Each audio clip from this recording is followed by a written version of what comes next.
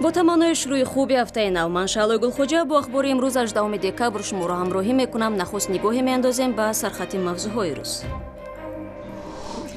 مبارزه را ادامه میدهم. каромат شریپов میگوید با اخراج او کوشش‌هایش برای حمایت از مهاجران انجام نمی‌یابد.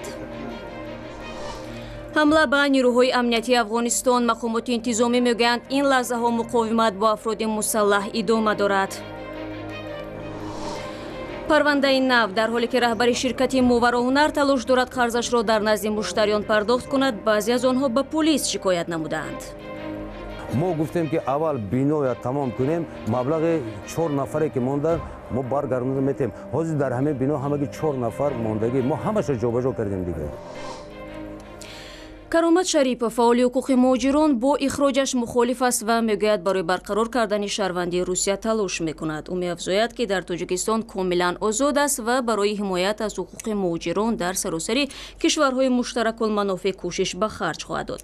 дар шабакаҳои иҷтимоӣ рӯзи 17 декабр навори гуфтугӯи каромат шарипов бо хабарнигори тоҷик Беҳрӯз Насриддинов нашр гардид. дар суҳбат бо радиои озодӣ Беҳрӯз Насриддинов тасдиқ кард ки тасодуфан дар маркази Душанбе бо каромат Шарипов вохӯрда با او هم صحبت شده است. نه سلامتیشون خوب بود در وقتی مصاحبه ما همشون راستی لحظه که همون وقتی کرامات دیدم من در شماره اینترنتی بسیار خبر پیدا شده بود در ویدی اونه که کرامات شریف دیمور هستن. همین سوال هم دادم که سلامتیشون چطور. بعد نه در صحبت هم نیز گفتن که سلامتیشون خوب است. تصادفاً دیدم اما همچون یک چیل میگن که همین رویه که از بدن یکان سوالی با حتما پیدا میشد آنتان و یک سلامتیشون هم میخواستم بفهمم روسی نداشتم سوی قدر ریزانانس میشد در شهر. اخراج каромат شریپов روزی 12 دکبر در پای قراری دادگاه ولایت مسکو امکان پذیر شد. این دادگاه قرار قبلی سودی لیبرسکی شهر مسکو را جانبداری کرد و شریپov را به نقض مقررات بود و باش متهم نموده اخراجش را قانونی دانست. каромат شریپov میگوید مشکلات او در پای ماجرای مربوط به لط و کوب یک مهاجر تاجیک در ماه سپتامبر سال روان در مرکز تجارتی لوبلینا شروع شد. دادستانی این منطقه او را در تشکیل اعتراضهای دهها مهاجر و برای غیر قانونی صاحب شدن به شهروندی عیب کرد. رو می‌آوریم به موضوع دیگر. امروز تمرینگاه نیروهای امنیتی افغانستان از طرف افراد نامعلوم سلاح به دست مورد حمله قرار گرفت. مقامات انتظامی این کشور میگویند مقاومت با این گروه تاکنون ادامه دارد. خیرمان بقازاده جزئیات حمله مذکور را پیگیری کرد. وزارت امور داخلی افغانستان میگوید سلاح به دستان بینای نیم ساخت در کنار مرکز تمرینی نیروهای امنیتی را اشغال نمودند و حالا زد و خورد میان نیروهای دولتی افغانستان با سلاح به دستان جریان دارد. نجیب دانش سخنگوی وزارت امور داخلی روز 18 دکبر گفت که سلاح به دستان مرکز تمرین نیروهای امنیتی را تیرباران کردند. چند انفجار پی شد دیگه فعلا هم چند لحظه پیش دوباره صدای انفجار آمد دیگه فایرها و پراکنده دیگه تو نیروهای امنیتی منطقه را احاطه کردند. تا حال معلوم نیست که چند سلاح به دست در حمله اشتراک دارد و کسی هم تا حال مسئولیت آن را به دوش نگرفته است. در گذشته طالبان و گروه دهشت افکنی دولتی اسلامی مسئولیت حمله های مرگبار در کابل را به عهده گرفتند. ماهیروان طالبان به 2 پاسگاه در ولایت جنوبی هلمند افغانستان حمله کرده 11 افسر پلیس را به قتل رساندند.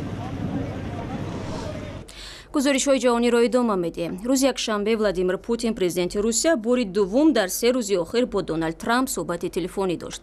در تماس تلفنی 17 دکبر رئیس جمهوری روسیه از دونالد ترامپ رئیس جمهوری آمریکا برای کمک در جلوگیری از حمله‌های تروریستی در کشورش تشکر کرد. ضمن خدمات فدرالی امنیت روسیه چند روز پیش از محو یک حلقه تندروان خبر داد که به ادعای این نهاد در بین بازداشت‌شده‌ها شهروند تاجیکستان نیز هست. عبدالله شروف با تفصیلات بیشتر. ولادیمیر پوتین پرزیدنت روسیه از همتای آمریکایی خود دونالد ترامپ به خاطر کمک‌های اداره مرکزی استخبارات یا خود CIA برای خنثی کردن یک سلسله بمبگذاری‌ها در شهر سنت پترزبورگ اظهار سپاس کرده است. در اطلاعیه حکومت روسیه گفته می شود که گمانبران قصد داشتند در کلیسای قزان شهر سنت پترزبورگ و چند جای دیگر سرآدم و پر ازدحام شهر حمله‌های انجام بدهند. کاخ کرمل میگوید رئیس جمهوری روسیه از همتای آمریکایی خود خواسته است که از جانب او از سازمان استخباراتی مرکزی آمریکا CIA قدردانی کند. ҳафтаи гузашта хадамати федералии амнияти русия эълом кард ки чандин гумонбар ба ҳамкорӣ бо гурӯҳи давлати исломиро дар Москав боздошт кард ки қасди ҳамлаҳои террористӣ дар ҷашнҳои соли навро доштанд. мақомоти русия 3 тани дигарро дар ин робита боздошт карданд. мақомоти русия ҳуввияти онҳоро эълон карда ва мегӯянд ки онҳо шомил омаргаджиев аз Доғистон, Алисхан Эсмурзиев аз Ингушистон ва Фирӯз Калавуров аз Тоҷикистон мебошанд. мақомоти тоҷик то ба ҳол дар мавриди шахсияти Фирӯз Калавуров изҳори назар накарданд ва то ба ҳол маълум нест ки оя ӯ шаҳрванди Тоҷикистон ҳаст ва ё на. оқои Путин ҳамчунин ба Доналд Трамп итминон додааст ки созмонҳои амнияти Русия ҳамчун гузашта ҳар гуна маълумот дар мавриди таҳдидҳои террористиро дар ихтиёри Амрико мегузоранд. бармегардем ба Тоҷикистон. додситони шаҳри Душанбе ба зидди раиси ширкати якзамон номдори Мовароуннаҳр Турабек Охунов парвандаи ҷиноятӣ боз кардааст. ӯ бародари раҳбари пешини ин ширкат Ҷурабек Охунов аст ва ба қалубӣ дар ҳаҷми махсусан калон муттаҳам мешавад. ба шурӯи тафтишот даъвои муштарии ин ширкат боис шудааст ки гуфтааст 4 соли пеш барои манзили нотамом маблағ пардохт кардаасту то ба ҳол пулашро ба ӯ бозпас надодаанд. мирзонаби холиқзод мавзӯъро таҳқиқ кард ва барод Юсуфӣ гузориш медиҳад. пас аз зиндонӣ шудани Ҷурабек Охунов, раиси ширкати сохтмонии як замон маъруфи Мовароуннаҳр, аз 831 муштарии мунтазири манзил 818 нафари онҳо соҳиби манзил шуда, танҳо 3 нафар мунтазири бозпас баргардонидани сармояи гузоштаашон ва ё дарёфти манзил аз ин ширкат ҳастанд. бо хоҳиш ва кӯмаки муштариёни ширкати Мовароуннаҳр Турабек Охунов бародари Ҷурабек Охуновро раҳбари ширкат таъин карданд то сохтмонҳои нотамомро ба анҷом расонида муштарионро ба манзил таъмин намояд. муштариён мегӯянд Турабек Охунов дар мавриди анҷоми корҳои боқимондаи сохтмонҳои нотамоми бародараш муваффақ буд. ما از حساب این بینو از بینوی بابا جان غفور فکر کنم بینوی که در اون کوچه ساخته شده است اگر عیناً همین خیلی اونجا به مرکز سودا بود است 50 شونه آخوند جوربک او را 10 شونه خانه استقامت شهرنامه کرده فروخته است. یعنی امروز در مدت 4 سال رئیس شهر پیشتر اوجت نداد، لیکن رئیس شهر امروز رستم موله خختن خلق وضعیت خلق فهمید و دستگیری کرد و قرار همین بنا را داد و حاضر حجت همون بنا را کرده شدیم مردم جبران کردیم. اما با دنبال شکایت یکی از مشتریان مواراوننهر که برای بنیاد منزل زمانی رهبری جورابک آخونوف با این شرکت $20,000 سرمایه گذاری کرده بود، دادستانی شهر دوشنبه در برابر برادر جورابک تورابک آخونوف پرونده‌ای جنایی باز کرده است. турабек охунов раиси феълии ширкати мовароуннаҳр мегӯяд аз ифтитоҳи парвандаи ҷиноӣ ба дунболи шикояти муштарие ки замони раҳбарии бародараш сармоягузорӣ кардааст нигарон аст, зеро ширкат тасмим дорад қарзи 4 муштарии боқимондаро ки бо айби бародараш ба манзил таъмин карда наметавонад пурра баргардонад ва муштариёни боқиро ба манзил таъмин намояд. ягон маротиба ман Мирзо Раҳимова надидам, ягон маротиба назди ман наомадам. Талаби ҳамин одамо буд ки тезтар ман ҳамин маблағи $20,000 ҳамин одама ман рӯёнда тиям. мо ҷоҳо дорем, ҳама ва дорем, барои ҷо розӣ нашуданд, лекин мо гуфтем ки аввал биноя тамом кунем, маблағи 4 нафаре ки монданд мо баргардонда метем. ҳозир дар ҳамин бино ҳамаги 4 нафар мондагӣ мо ҳамаша ҷобаҷо кардем дигар. додситонии шаҳри душанбе даъвату бозпурсии турабек охунов раиси ваколатдори ширкати мовароуннаҳр ва ифтитоҳи парвандаи ҷиноӣ дар баробари ӯро таъид мекунад ва мегӯянд тафтишот идома дорад.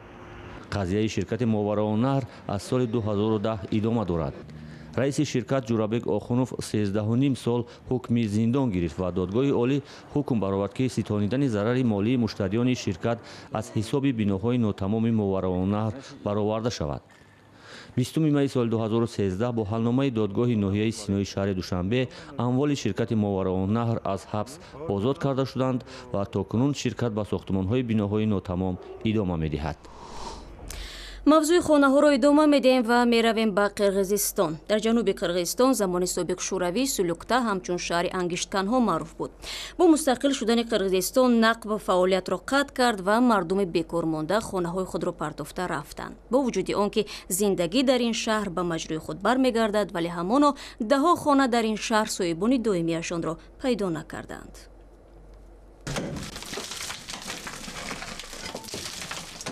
замоне дар ин ҷо то миллион тонна ангишт истихроҷ мекарданд ва тариқи роҳи оҳан ба гӯшаву канори қирғизистон мерасонданд. дар замони шӯравӣ сулюкта аз тарафи Москав сармоягузорӣ мешуд. اما با مستقل شدن قرقیزستان نقب از کار ماند و مردم محلی بنابر نداشتن مشغولیت از شهر کوچ بستند. در 10 سال اخیر فعالیت چیل نقب برقرار شد. ساکنان با تدریج به شهر برمیگردند و به منزل نیاز دارند. اما حدود 200 خانه که صاحبانش زمان ترک کرده بودند تا هنوز خالی است. حتی تصور کردن مشکل است که در اینجا آدمان میزیستند. پیش از این خانه ها خوب بودند و مردم در شرایط بهترین زندگی میکردند. بعد از سقوط شوروی خانه ها خالی شدند. جهاز خانه ها را آدمان دزدیده بردند و حالا این بنا در شرایط ناگوار قرار دارد. هنگامی که جوانان میخواهند به این خانه های ترک شده مسکون شوند، صاحبان آنها پیدا میشوند. از این خاطر مردم محلی پیشنهاد دارند که به قانونگذاری درباره منزل اصلاحات وارد کنند. آنها میگویند حق صاحب ملکی از آنهایی که خانه هایشان را به صاحب گذاشتند گرفته شود. در عکس حال بیناها کارناشایم خواهند شد.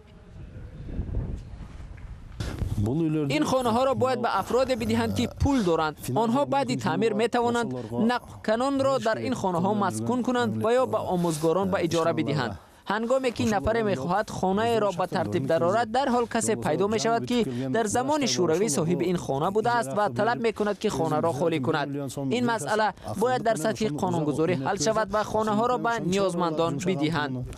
با گفته غیرنظر قربایف در بینای آنها همگی 2 و یا 3 خانه ساکن دارد. باقی مانده خالی هستند. گذشته از این در بعضی خانه ها جنایتکاران و غارتگران مسکون می شوند و برای ساکنان دائمی خطر ایجاد می کنند. تعداد چنین خانه ها در سولیوکتا تا به 500 عدد می رسد.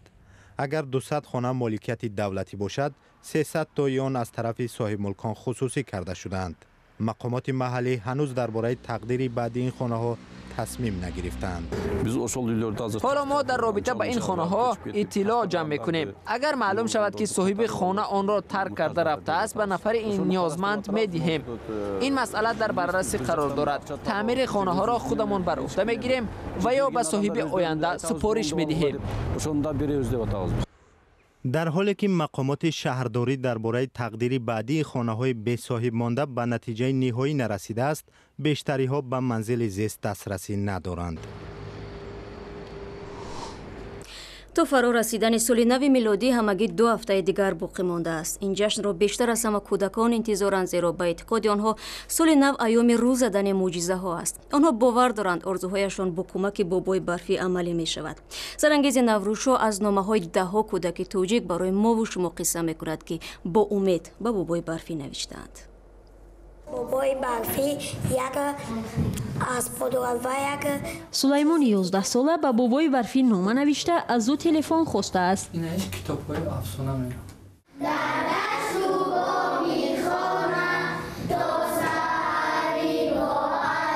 او پدر ندارد و 2 سال پیش مادرش سلیمان را به مکتب اینترنتی نظامش مخصوصی حصار داده و به مهاجرت رفت. سلیمان میگوید مادرش را پزمان شده است و میخواهد با او صحبتی ویدیویی کند. قطعی مادرم گپ میزنم و قطعی اپون گپ میزنم خوننگیامون. بابای برفی از نگاه سلیمان یک پیرمردی توانمندی است که امکان اجرای همه خواسته های کودکان را دارد. این نورست نقاشی خوب هم هست و یک تصویر زیبای سال نوی هم آماده کرده است و میخواهد آن را به بابای برفی تحفه کند. من میخواستم که همین رسم را به بابای برفی نشان دهم و خوشحال شود. در اینترنت خیرمنک حصار اکثر کودکان دارای امکانیت محدودند. درخواست آنها نیز از همسالان دیگرشان پس این دیوارها فرق میکند. سالی نو حل معماهای دو، سالی نو کفش هزاران رازها، بینگر تالار تبسم میکند. آنها بر این باورند که بابای برفی معجزه آفر است. ای عزیزان السلام، پیر و برنو زن و مرد عهد دوران السلام. سفینه میگوید وقتی از نزدیک بابای برفی را ببیند از او میخواهد هر دو دستش مثل دستان دیگر دختران زیبا و سالم باشد. من باوری دارم که بابای برفی از ما را صحت کرده میتواند از سایه سحرناک دارد. با امیدی که آرزوهای این کودکان و خواسته های همه شما اجرا شود، برنامه امروز را پایان میدهیم تا برنامه فردا. خدا نگهدار هر یک شما.